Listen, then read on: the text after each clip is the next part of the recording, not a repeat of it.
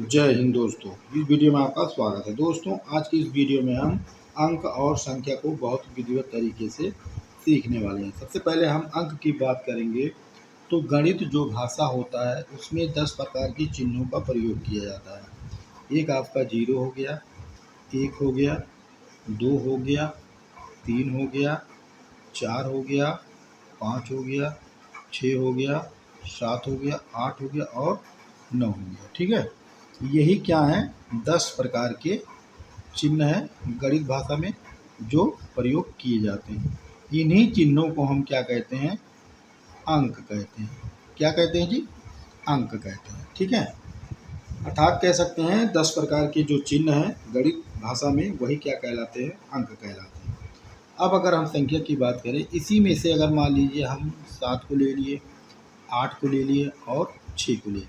ठीक है, 7, 8, 6 को ले लिए तो यह 6 जो है आपका अंक है, 8 भी आपका क्या है? अंक है और 7 भी आपका क्या है? अंक है। लेकिन यह तीनों अंक मिलकर एक संख्या का क्या करते हैं? निर्माण करते हैं। अर्थात जो यह 786 है यह एक संख्या है और इसमें कितने अंक हैं? 3 अंक हैं। तो ये 3 अंकों की एक क्या है? संख्या। ठीक है, एक बार और समझ लीजिए। गणित में इन 10 प्रकार के चिन्हों को 0 से लेकर 9 तक जो चिन्ह है वह अंक कहलाते हैं और अंकों के समूह को हम क्या कहते हैं? संख्या कहते हैं। वह समूह आपका 2 अंक का भी हो सकता है, 3 अंक का भी हो सकता है, 4 अंक का भी हो सकता है, 5 अंक का भी हो सकता है, मतलब बड़ी से बड़े अंक का हो सकता है। ठीक है, तो यहाँ पर अंक और संख्या हम समझ गए। अब हम बात करेंगे जो ये संख्या हो, किसी भी संख्या में, जैसे मान लीजिए आपका एक संख्या हो गया 9, 7, 5, 3, 2। ठीक है, किसी भी संख्या में यह आपका 97,523 आपका एक संख्या है। तो हम कह सकते हैं किसी भी संख्या में प्रत्येक अंक के कितने मान होते हैं? 2 मान होते हैं। कितने मान होते हैं? 2 मान होते हैं।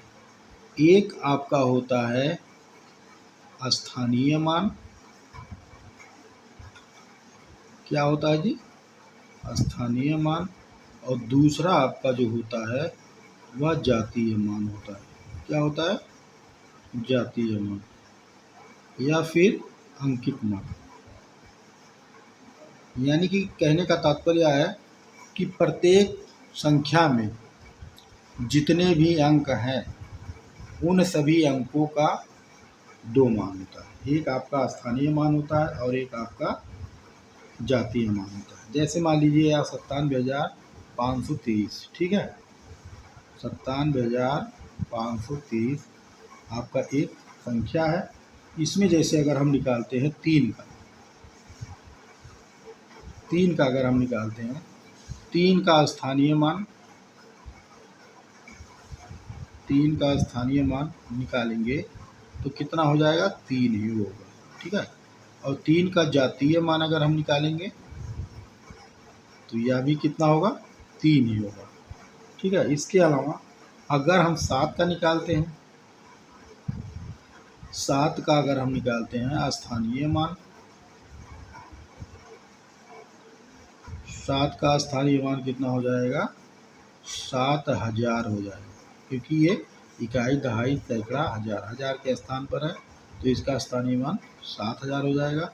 और 7 का अगर हम जातीय मान निकालते हैं, क्या निकालते हैं जी? जातीय मान, तो 7 हो जाएगा। क्यों? क्योंकि किस जातीय मान कभी भी परिवर्तित नहीं होता है और जो स्थान के अनुसार अंक का मान होता है वह स्थानीय मान होता है। और हम कह सकते हैं कि अगर सभी संख्या के अंकों का स्थानीय मान अगर हम जोड़ते हैं तो वही संख्या हमको मिलती है।